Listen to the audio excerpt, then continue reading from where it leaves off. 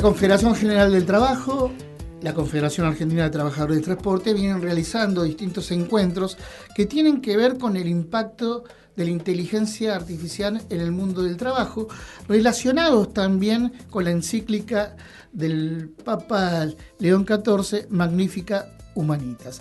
En este marco hubo distintos encuentros, distintas charlas que estuvieron encabezadas por el exfuncionario nacional e integrante de la Academia Pontificia de Ciencias Sociales, Gustavo Vélez. La última se realizó precisamente en la CAT la semana pasada, donde se dio cuenta de lo que implican las reflexiones del Papa León y también de lo que significa la inteligencia artificial en el mundo del trabajo. Le damos precisamente la bienvenida a la periferia aquí en Radio UNDAB a Gustavo Vélez. Gustavo, ¿cómo le va? Gustavo Ramírez y el equipo de la periferia los saludamos. Buenas tardes. Buenas tardes, un gusto, Gustavo, y todo el equipo de saludar. Buenas tardes, Gustavo. Vamos a empezar al revés, porque en parte de la charla que dio usted en la CAT habló también de lo que implica la situación financiera en torno a la IA y esta generación también de capital, ¿no? También es cierto que a partir del recurso tecnológico emerge una nueva oligarquía y entre estos oligarcas tecnológicos acumulan riquezas por más de 2,8 billones de dólares, es decir, manejan presupuestos más que un Estado. ¿Qué tanto condiciona esto al desarrollo de la IA en función de tener estas oligarquías que tienen incidencia también en distintos gobiernos? Sí, la pregunta naturalmente tiene varias aristas y eso es muy interesante. Yo diría lo siguiente, Gustavo y equipo. La inteligencia artificial hoy está concentrada en un núcleo de poder en su desarrollo que es enormemente dañino para la humanidad, y eso es lo que plantea el Papa León XIV en la encíclica Magnificat Humanitas. Plantea que las grandes decisiones que pueden llevar incluso al riesgo existencial del mundo entero pueden estar en manos de 5, 6, 7, 8 personas. Que son básicamente los propietarios y los gigantes tecnológicos. Entonces, esto es muy condicionante, puede generar también el riesgo desde el punto de vista económico de un altísimo mayor nivel de concentración de riqueza. Diríamos lo siguiente en este aspecto: la inteligencia artificial no es una simple herramienta tecnológica, implica la necesidad de reimaginar y reconstruir un sistema. Si la inteligencia artificial se aplica en el actual sistema de concentración de poder y de injusticia financiera sistémica, va a profundizar los problemas que estamos padeciendo. Si por el contrario se logra reorientar a objetivos de desarrollo humano integral, como plantea el Papa León XIV, puede ser algo muy positivo para la humanidad, porque puede generar, achicar brechas muy importantes desde el punto de vista social que hoy existen. De ahí el llamado fuerte, digamos, central del Papa León XIV para que la inteligencia artificial no forme parte del complejo digital militar, industrial, en el cual hoy está subsumida, y que se reoriente en función de objetivos humanistas. Uh-huh. Durante su ponencia en la CAT se hablaba también de cómo la industria militar, de la cual surge también la cuarta revolución tecnológica, como llaman algunos, tiene definiciones políticas muy claras también, ¿no?, en torno a lo que implica la guerra. Y ahí me preguntaba si ustedes no están viendo a través de los estudios dos tipos de guerra: la guerra netamente militar y también la guerra cognitiva que se desarrolla a través de la inteligencia artificial. ¿Qué es puntualmente lo que observan en ambos planos? Sí, son dos planos que convergen. El Papa León XIV esto mismo no. El anterior, en el Angelus, dijo algo que también es muy fuerte, que se vincula con lo que usted señala. Dijo, la avaricia es una enfermedad de dos caras. Una expresa la acumulación permanente y la otra expresa la teoría del descarte. De alguna manera ahí está explicado y sintetizado, mejor dicho, lo que implica esta doble guerra que se está desarrollando, como anunció tantas veces de un modo profético el Papa Francisco. Es una guerra en cuotas, en algunos aspectos, en otros con riesgo de extenderse. Hay 69 conflictos armados extendidos hoy en el mundo, y justamente la presentación con los compañeros de la Confederación del Transporte y del gremio del transporte, lo que enfatizábamos era que en esa enorme concentración de conflictos armados hay un aumento importante del gasto militar. Ese gasto militar debería destinarse a preservar un aspecto esencial de la inteligencia artificial, que es la seguridad para los ciudadanos, no para vigilarlos, sino para que todos tengamos la certeza de que cuando empleamos una herramienta de inteligencia artificial, sea un chat, sea cualquier tipo de interacción, esa herramienta esté con condiciones de seguridad y de salvaguardas de seguridad apropiadas. Eso hoy lamentablemente no existe.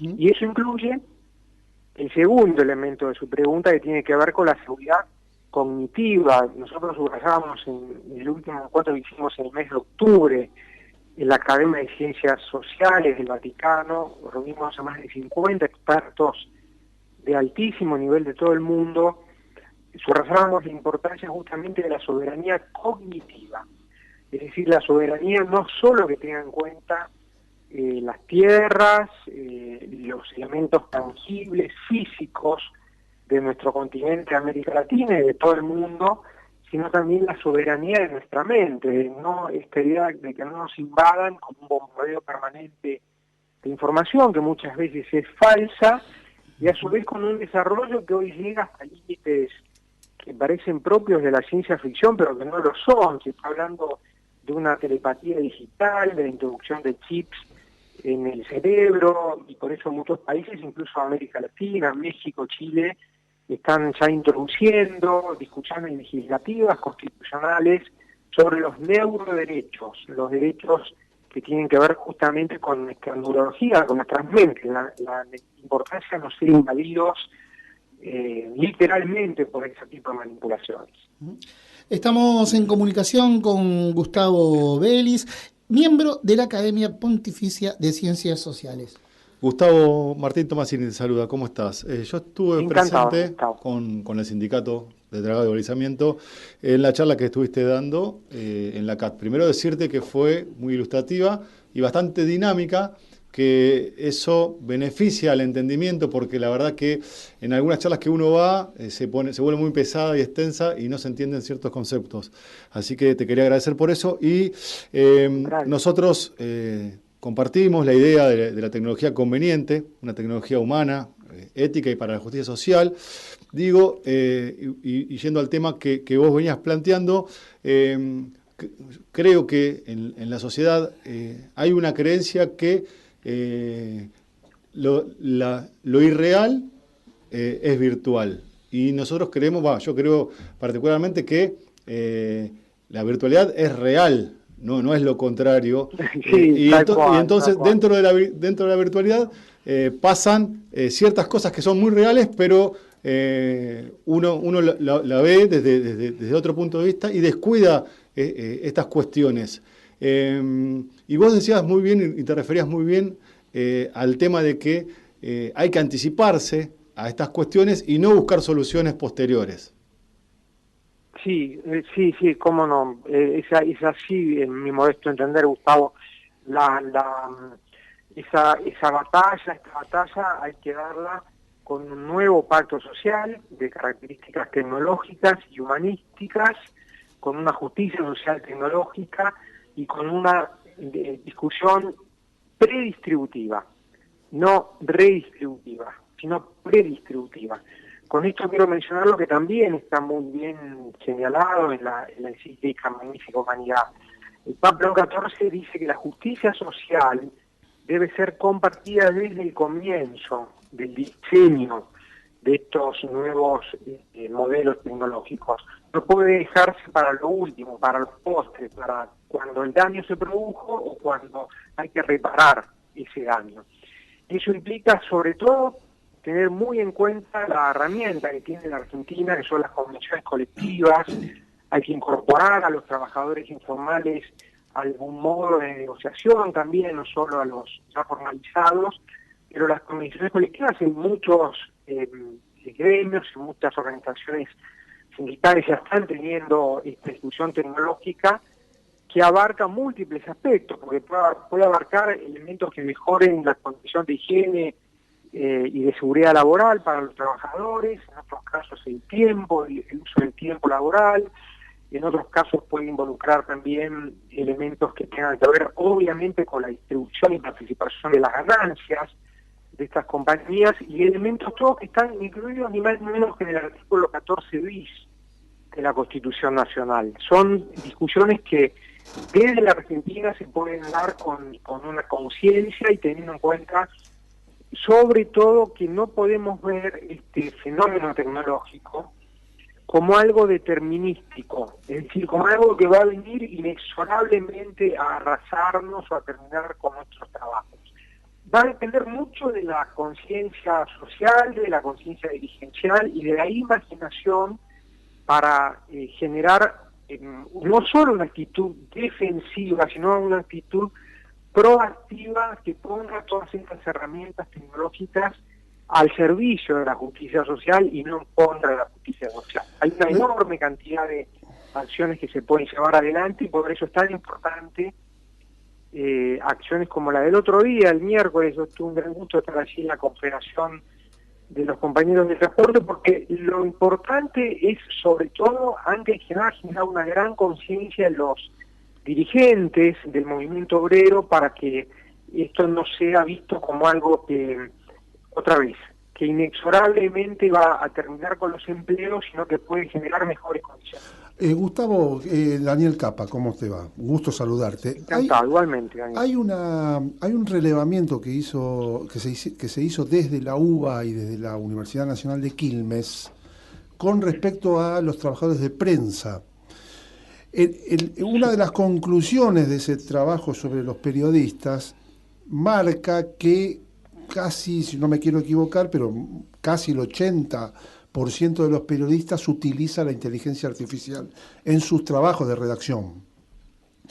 Ahora, claro, dentro de ese 80, y a eso iba la pregunta, pero si vas a decir algo de esto también, dentro de ese 80, la mayoría de los periodistas han manifestado en esa encuesta que no están capacitados para el uso de la inteligencia artificial en sus trabajos, en sus tareas.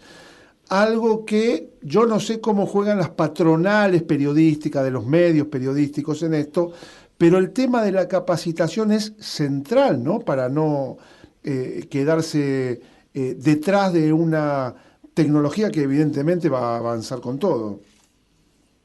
Sí, la formación profesional y la formación y la capacitación durante toda la vida, no solamente en la instancia de la educación formal, ¿no? Durante toda la vida, ese gran desafío de la formación permanente, la necesidad de repensar lo que alguna vez fueron constituidas como las universidades obreras, ¿no?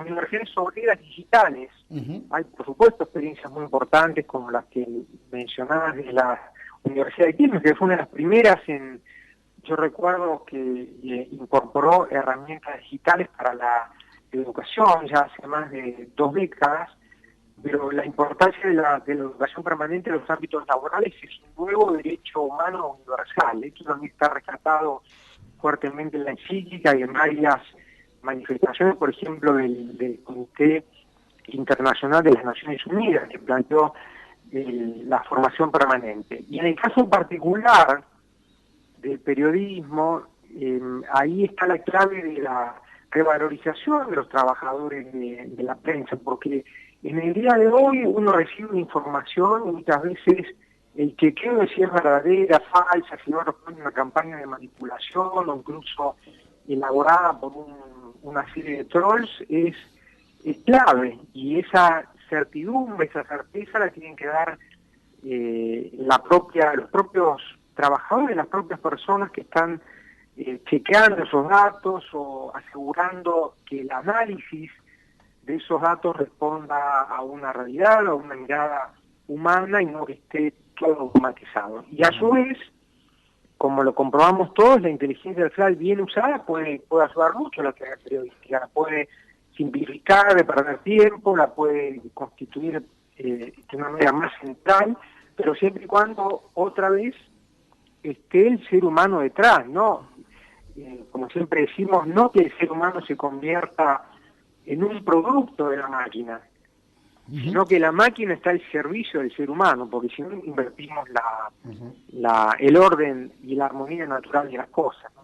Gustavo, por último, ¿qué expectativas genera, no solamente en torno a lo que tiene que ver esta temática y la encíclica, sino también en términos sociales y políticos, la visita del Papa a la Argentina dentro de un par de meses, nada más?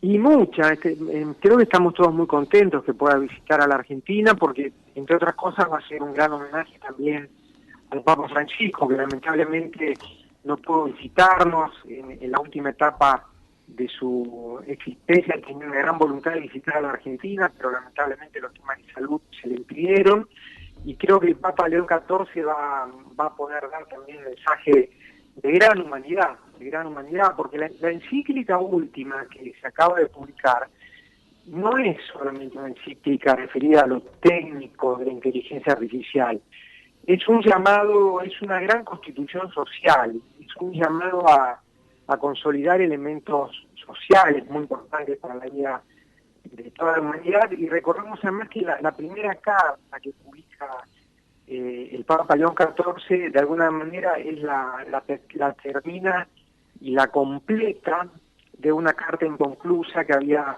estado escribiendo en las últimas etapas, en las últimas semanas de su vida el Papa Francisco, que se refería justamente al grito y el clamor de los más pobres. Entonces ahí me parece va a estar una de las grandes claves de la visita del Papa León XIV, y también el mensaje que él está brindando, como yo mencionaba recién, en diferentes alocuciones, en diferentes ámbitos, en este poco más de un año de pontificado.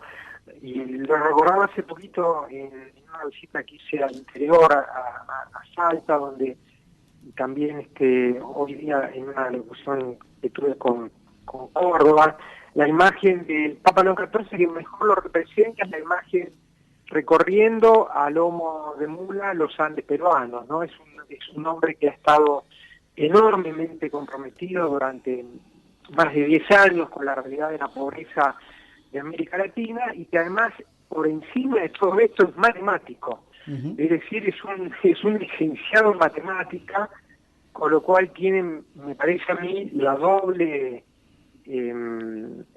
condición para analizar adecuadamente el fenómeno de la inteligencia artificial, porque conoce cómo funcionan estos modelos desde el punto de vista matemático y tecnológico, pero por sobre todas las cosas porque tiene puesto el corazón en los más pobres y en los más dejados en el camino por un sistema injusto. Gustavo Beris, le agradecemos esta comunicación con la periferia, seguiremos en contacto y nos seguiremos reencontrando en las charlas que se vayan organizando con el movimiento obrero. Muchísimas gracias, será hasta la próxima. Al contrario, gracias a ustedes por la oportunidad que me brindaron. Gracias, muchos Gustavo. saludos. Que sigas bien. Adiós. Así escuchábamos a Gustavo Beris, miembro de la Academia Pontificia de Ciencias Sociales y ex funcionario nacional. Nos acompañan Sindicato del Personal de Dragado y Balizamiento, Federación Marítima Portuaria y de la Industria Naval de la República Argentina, OSPEDIV, Obra Social del Personal de Dragado y Balizamiento, OBSBA, Obra Social de la Ciudad de Buenos Aires, Sindicato Encargados Apuntadores Marítimos y Afines de la República Argentina, Sindicato Unidos Portuarios Argentinos Bajo Paraná, Asociación Argentina de Empleados de la Marina Mercante, Unión del Personal Superior y Profesional de Empresas Aerocomerciales, Asociación Argentina de Aeronavegantes, Asociación del Personal de Dirección de los Ferrocarriles y Puertos Argentinos, Estudio Jurídico Martínez Chas, Derecho Sindical y Relaciones Laborales. Teléfono 011-3127-9200. Librería Sicus, Alsina 685.